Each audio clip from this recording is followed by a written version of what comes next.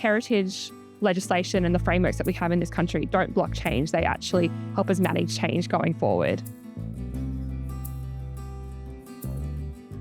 I'm chairing a session at the conference on heritage landscapes and legacies under pressure, particularly thinking about where we are in Ballarat and the Victorian goldfields, where at the moment the goldfields are under immense pressure from both increased development throughout Victoria, but also climate change and the natural environment. We've got changing pressures on our landscapes. We've got bushfire, we've got increased droughts, we've got increased extreme weather events, and protecting our cultural landscapes, which are the centre of our goldfields heritage, is essential to the ongoing management and protection of these places.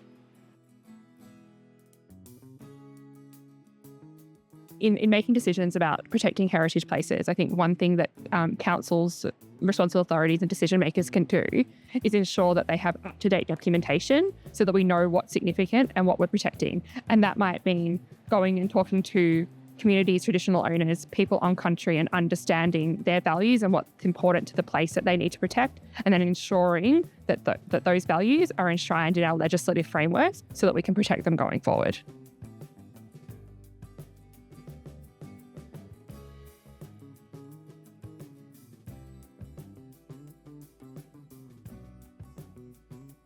At Extent Heritage, we've actually been part of preparing the World Heritage tentative list for the Victorian goldfields.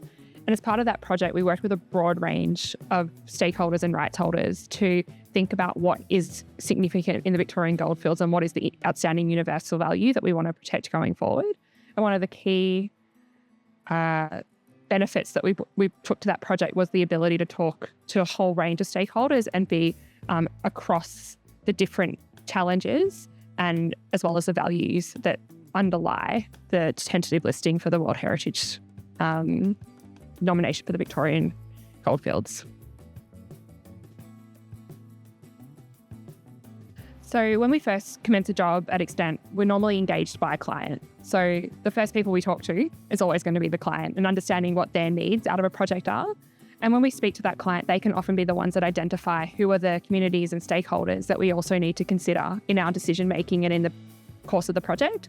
And as we go through the kind of project planning, we can build in opportunities to do that kind of broader stakeholder engagement in partnership with our client, and make sure that we are understanding and responding to a broad range of views throughout the life of the project.